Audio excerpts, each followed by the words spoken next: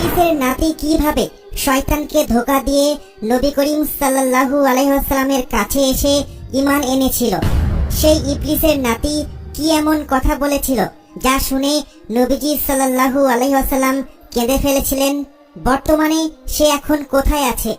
নবী আদম আলাইহিস সালাম থেকে শুরু করে শেষ নবী হযরত মুহাম্মদ সাল্লাল্লাহু আলাইহি ওয়াসাল্লাম পর্যন্ত প্রত্যেক নবীর সাথে ইবলিসের নাতি সাক্ষাৎ করেছিল এবং প্রত্যেক নবীদের সাথে ঘটে। ভিডিওটা যদি ভালো লাগে আপনাদের তাহলে লাইক করবেন, শেয়ার করবেন, চ্যানেলটা সাবস্ক্রাইব করবেন। যাওয়া কিছু চমৎকার ঘটনা নিয়ে আজ আমরা বলতে চলেছি। মানুষের সবচেয়ে বড় শত্রু হলো ইবলিস, যে সর্বদা আমাদের বিভ্রান্ত করার কাজে লিপ্ত থাকে। ইবলিসের সমস্ত সঙ্গী এবং তার গোটা বংশ আমাদের খারাপ কাজের জন্য প্রলুব্ধ করে এবং তারা এই কাজে নিযুক্ত থাকবে কিয়ামত পর্যন্ত। আল্লাহ তাআলা মানুষকে মাটি থেকে এবং জিনদের আগুন থেকে সৃষ্টি করেছেন। এই জিনদের মধ্যে একজন ছিল ইবলিস, যে আদম আলাইহিস সালামকে সিজদা করতে অস্বীকার করেছিল এবং এর ফলে তাকে আল্লাহর বারগাহ থেকে বের করে দেওয়া হয়। ইবলিস কিয়ামত পর্যন্ত আদম আলাইহিস সালামের সন্তানদের বিভ্রান্ত করার শপথ গ্রহণ করে। সেই থেকে ইবলিস এবং মানুষের মধ্যে এই যুদ্ধ চলছে। আসলে জিন জাতির রাজত্ব আদম আলাইহিস সালামের আগেই হাজার হাজার বছর ধরে স্থাপিত ছিল। ইবলিস জিন জাতির একজন সদস্য ছিল, তাই আল্লাহ তাআলা তাকে মানুষের মতোই সন্তান উৎপাদনের ক্ষমতা প্রদান করেছিলেন।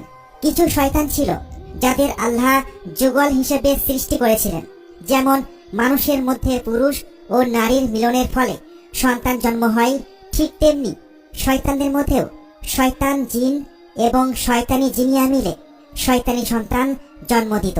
এইভাবে ইবলিসের আত্মীয় স্বজন, সঙ্গী এবং তাদের সন্তানদের সংখ্যা সময়ের সাথে বাড়তে থাকে এবং ইবলিসের সৈন্যরা আদম আলাইহিস সালামের সন্তানদের বিভ্রান্ত করার জন্য পৃথিবীতে ছড়িয়ে পড়ে। ইবলিসের বিভিন্ন সন্তান এবং নাতিদের বিভিন্ন কাজে নিযুক্ত করা হয়েছিল।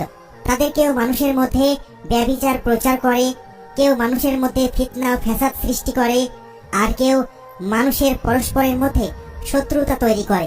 এভাবে শয়তানের বংশ এবং তার পরিবারের সদস্যরা বিভিন্ন খারাপ কাজকে সাধারণ করে তুলেছে এবং মানুষকে গুনাহের দিকে প্রলুব্ধ করে।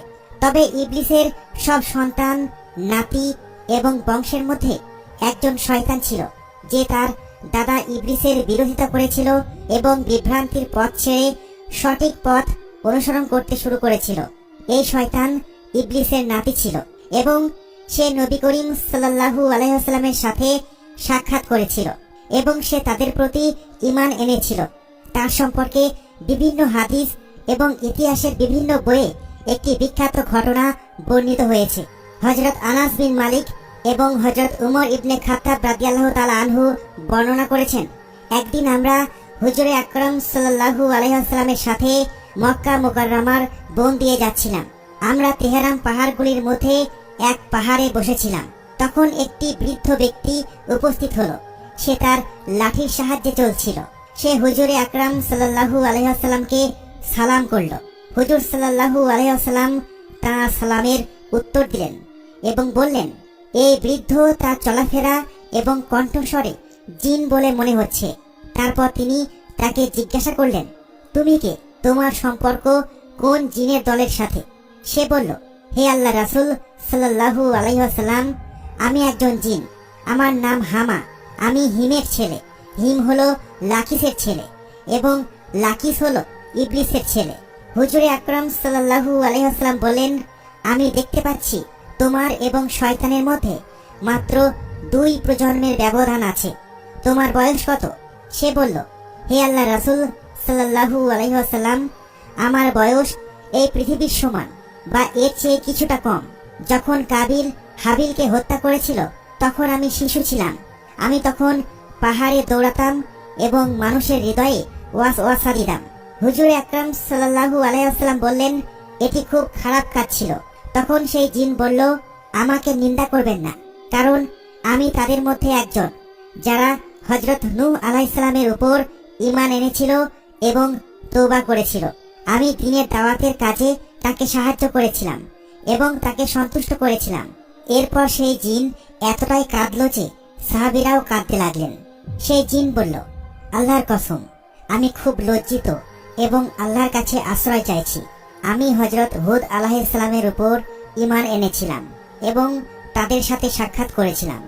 একইভাবে আমি হযরত ইব্রাহিম আলাইহিস সালামের সাথেও সাক্ষাৎ করেছি এবং যখন হযরত ইব্রাহিম আলাইহিস সালামকে আগুনে নিক্ষেপ করা হচ্ছিল তখন আমি তার সাথেই ছিলাম। যখন হযরত ইউসুফ আলাইহিস সালামকে কূপে ফেলা হয়েছিল তখন আমি তার আগেই সেই কূপে পৌঁছেছিলাম।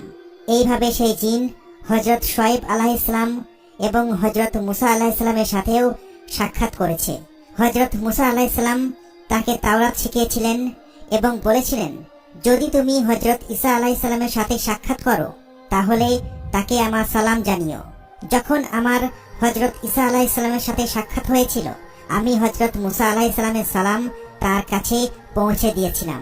হে আল্লাহর নবী, হযরত ঈসা আলাইহিস সালাম যখন আমার সাথে সাক্ষাৎ করেছিলেন তিনি বলেছিলেন, যদি তোমার হযরত মুহাম্মদ সাল্লাল্লাহু আলাইহি ওয়াসাল্লামের সাথে সাক্ষাৎ হয় তাহলে তার কাছে আমার সালাম পৌঁছে দিও।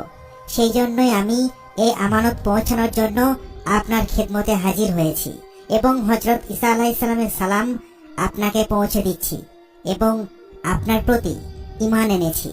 হুজুর সাল্লাল্লাহু আলাইহি ওয়াসাল্লাম এই বার্তা শুনে কেঁদে ফেললেন এবং বললেন, ঈসার উপর সালাম বর্ষিত হোক এবং হে হামা, এই আমানত পৌঁছানোর জন্য তোমার উপর সালাম বর্ষিত হোক।